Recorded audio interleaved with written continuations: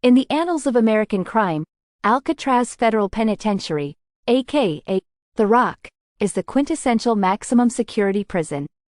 Fortified on an island in the cold, turbulent waters of San Francisco Bay, it's become the de facto destination for America's most dangerous compensators.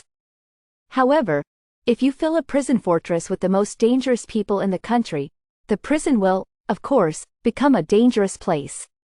And even with Alcatraz's notoriously tight security, the men sometimes resorted to sensational violence. We will uncover some of the most horrific murders that occurred at the hands of Alcatraz mechanics. Royal Officer C. Klein, 1938. Although no refugees have been verified from Alcatraz, many improvements have been made. And when they do, the ensuing battles are often deadly. On May 22, 1938, Correctional Officer Royal Klein was supervising the prison woodshop when he made the fatal mistake of diverting his attention from taking a few minutes to make an inventory of supplies. According to David Ward's book Gangsters of Alcatraz, credits Thomas Limerick, James Lucas and Rufus Whitey, Franklin attempted to escape the workshop by calling through a window while Klein was in a nearby office. When the officer returned among the refugees, Franklin hit him with a hammer. Klein never regained consciousness. Stream 60 days on the A&E app. The men who succeeded climbed to the roof, where they confronted prison warden Harold Stites. They threw scrap metal they collected from the workshop at the warden while he returned fire.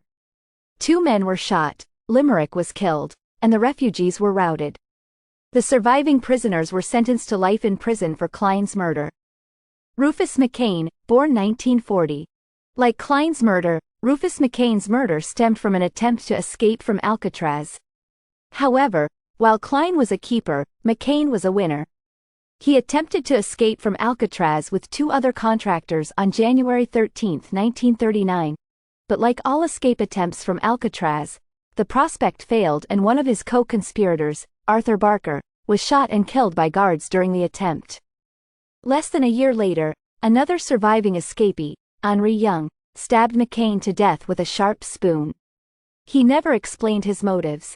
In 1995, McCain's murder, and Young's subsequent trial, became the basis for Murder in the First, a film starring Christian Slater.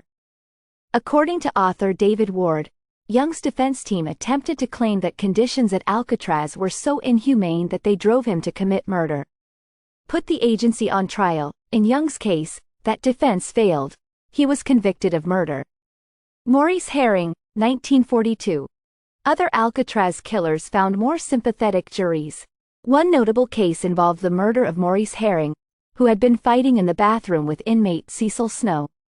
According to witnesses, Herring, the stronger of the two, had knocked Snow to the floor and was riding on top of him and hitting him on the head when Snow, brandishing a knife, stabbed his attacker in the chest and thigh, the latter injury resulting in a severed artery. Bleeding profusely, Herring staggered and collapsed due to excessive blood loss. Within half an hour, he was pronounced dead at the prison hospital. In federal court, inmates testified on Snow's behalf, claiming that Herring was an angry attacker and had made numerous threats. Snow was acquitted of murder, but nonetheless sentenced by prison staff to disciplinary isolation for nearly 3 years. The jury believed it. Ward said that prison officials receive a lot of criticism from people who consider the conditions inhumane. It was a cell with nothing in it, and the door was barred. The name of the author will appear here. Claude Branch, 1945. Like Herring and McCain, Claude Branch was a prisoner who was murdered by a fellow inmate, Ralph Green, who delivered the fatal blow with a metal prop in the prison barbershop.